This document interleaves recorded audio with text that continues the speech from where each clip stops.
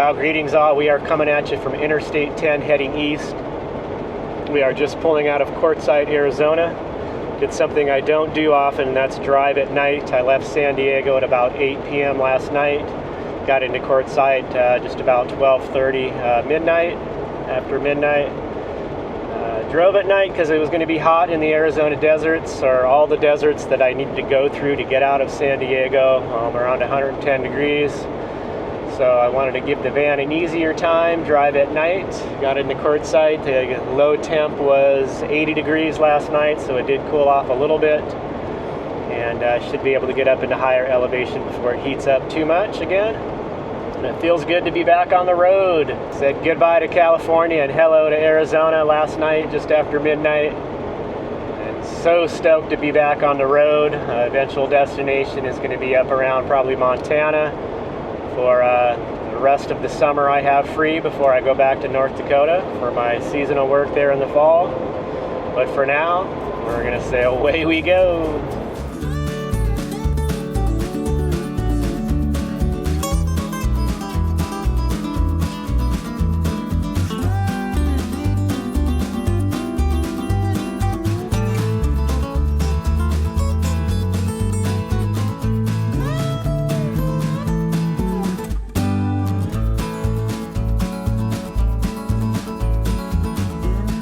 Okay, we are in the Kaibab National Forest here, and it is green. I have never seen it so green. All the ground cover and grass, wildflowers popping up.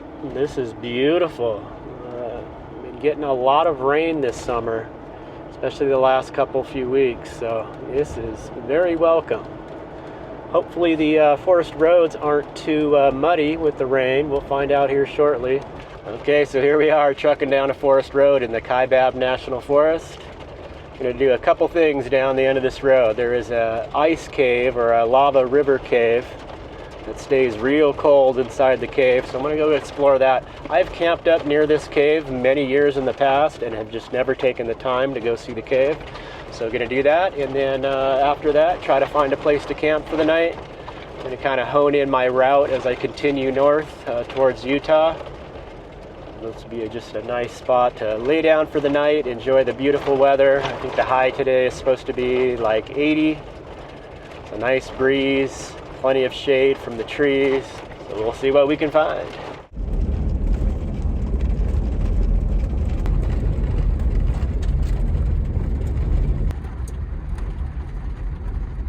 All right, we are making our way towards the cave trailhead here. That was about a good solid 7 miles of gravel road. Not too bad, not very bad washboard. So here we are deep in the trees. I can see a lot of clearing that's been going here. They stack these logs up in little like teepees. Eventually those will get burned as a prescribed burn. And it looks like they got a little parking area here with a toilet. And it does say recreation pass fee required. I believe my America the Beautiful pass covers that. So I'll double check. Looks like there's some signage up here. We'll see if we can make our way over to the cave. I've got a friend with me, my buddy Dave, met up with. Last time we saw Dave, he had a big 4-wheel drive box van. He still has that, but it's for sale.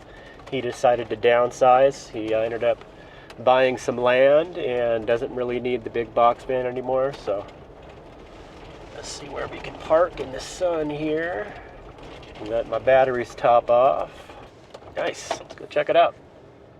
Okay, so it does look like there is a fee here. It's $5 for a day, or if you have any one of the passes here, it's honored. Oh, that reminds me, I should probably put mine on my dashboard.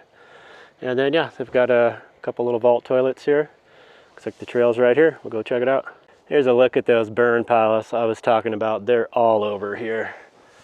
All staggered about.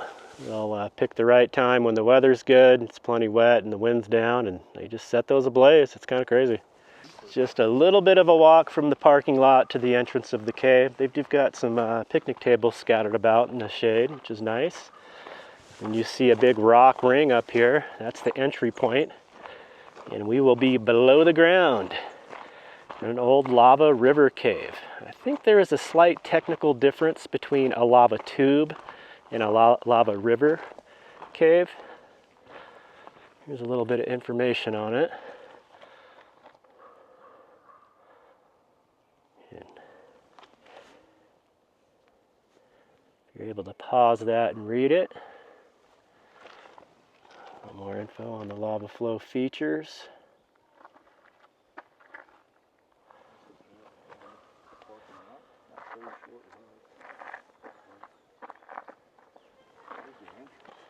Okay, here we go. Down the hole. I believe this goes back in at least a mile or so. Let's see what they've got for information here. Lava Cave is just over 3/4 of a mile. So we'll see how far back we can go. I was reading that you want to stay left. And yeah, it goes all the way back, and then there's an end point. It's also the warmest point, about 40 degrees back there. And overall temps can range from 32 to 40. So I brought my puffy jacket. Cool. There's the hole down there. Down the little rock steps we go. This hole that's kind of circled off, and yeah, you definitely need some lights. So I've got backups. I've got a headlamp, I've got the light on my phone, and I've got a nice flashlight that I just charged up. So we'll see how my camera does down here. Oh, it's cool already. That's neat.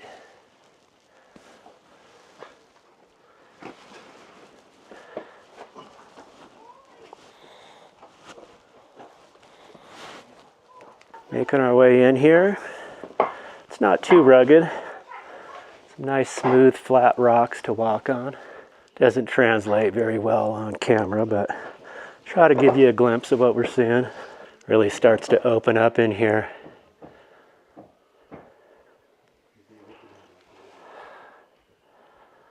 Okay, let's continue on. Okay, there is a split. It showed on the map, and from what I read, sounds like that's a little lower headroom than to the left. So I'm hoping I remembered that correctly, and we'll take this way here. Maybe we can do that way on the way back. We'll see. But this is one of the biggest areas of it so far. It's really high up. You can see for scale, there's Dave there. Ceiling's way up top.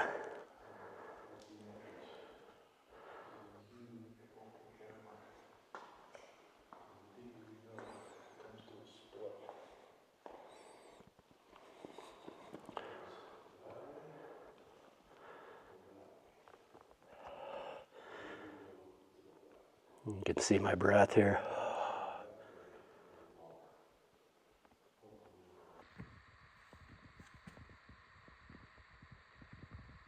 I found Jesus, guys. Who would have thought? I just had to go into a cave to find Jesus. See these interesting little ripple type things. This makes you imagine when it was flowing. Probably started to harden up a little bit and crumpled up like that.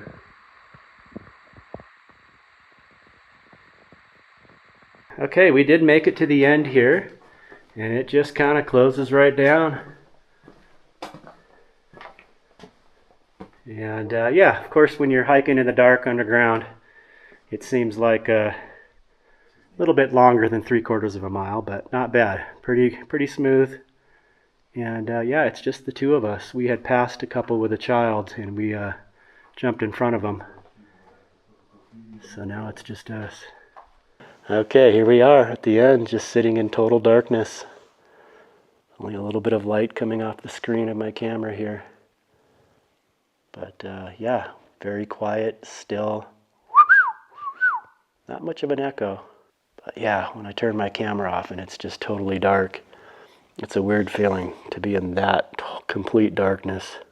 See a lot of these big slabs here falling. Makes you wonder if there's going to be another one falling as you're walking through. That would, I imagine, be quite the crash. I was telling Dave I wouldn't want to be in here during an earthquake. That would freak me the heck out. Ground start rumbling, rocks start falling. This is what most of the ground we're walking on looks like. It's this kind of definitely lava. You can see it. Just got to watch your step, easy to get caught up in it.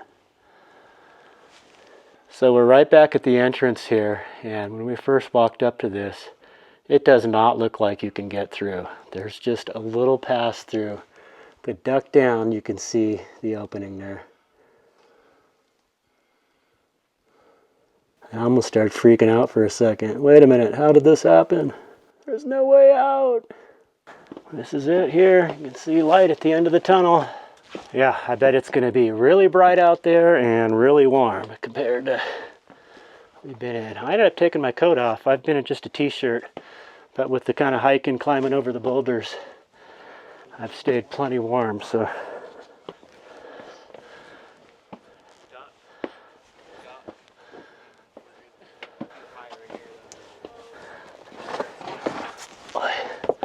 Actually, it's not that bright, and it's not that warm.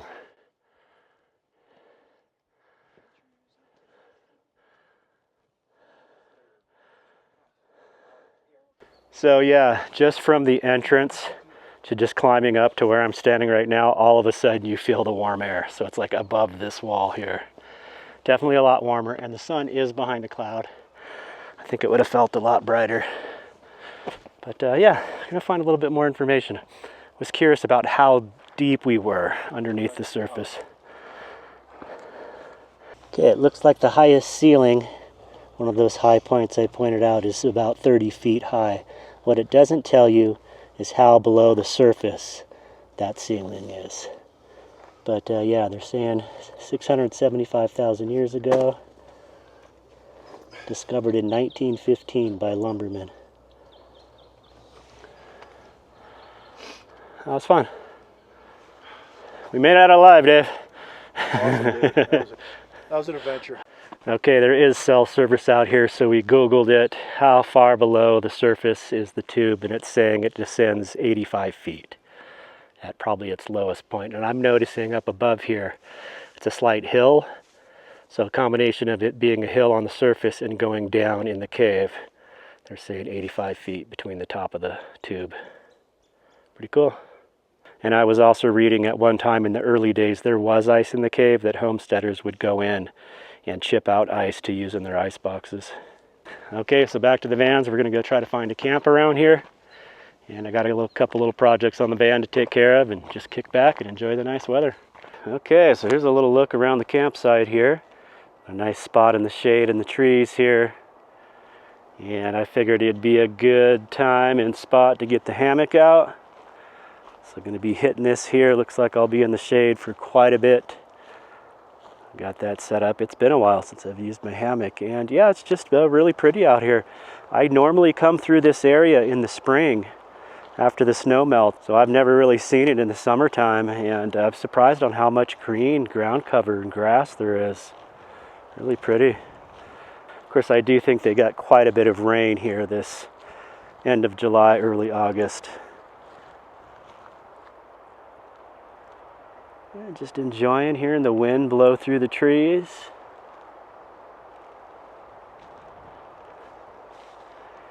Dave camped out with me over here in his van.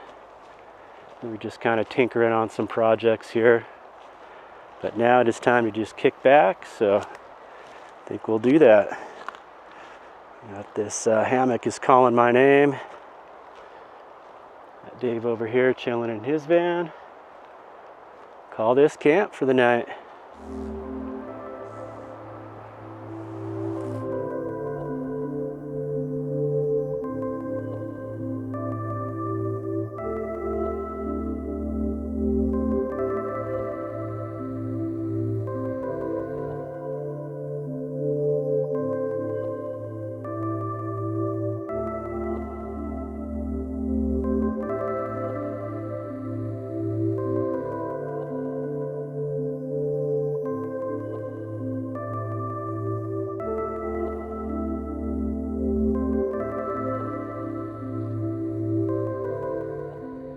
Well, that is going to wrap it up for this one. I hope you enjoyed the video. And wow, what can I say? It has been a little bit since I've been back in the van here and on the road. Yeah, looking back, it's been a full 3 months. I spent the whole month of May on the farm in North Dakota, working the planting season. Flew back to San Diego and was just there for a week hanging with my family before I got back on another plane to Alaska, where I was for 2 months. And now that I'm back and in the van on the road, I'm realizing how long it's been. It's taken me a little bit to get back in the swing of things. Just how I keep everything organized, what I keep stocked up for food. I mean, both jobs provide food, so I haven't even had to grocery shop for 3 months, let alone put gas in this thing. So yeah, being reminded of what it costs to keep this thing gassed up, and yeah, just getting in the routine of how I, resupply and keep the water topped off, and, planning routes and campsites and things to do and see along the way. But again, I am just absolutely loving it, feeling the freedom, feeling refreshed and revived from my seasonal jobs. So from here, I am going to continue on north. I'm planning on seeing the north rim of the Grand Canyon next. So I'll be making my way up there. I've never seen the north rim of the Grand Canyon. I've done the south rim many times. The north rim has a much shorter season because it's higher elevation and they get more extreme weather. So the south rim's open year-round. The north rim usually doesn't open until June 1st. Sometimes it's even July 1st, and they close early as well. So, take the opportunity to see that while it's open. And then I've got some stuff planned in Utah and then in Idaho. And then from there, I'm still kind of open. I'm going to drift around maybe some Wyoming, Montana. I do need to make one stop in South Dakota. Unfortunately, I need to dip down off my planned route and renew my driver's license. And then I need to be back up in North Dakota by October 1st for harvest season.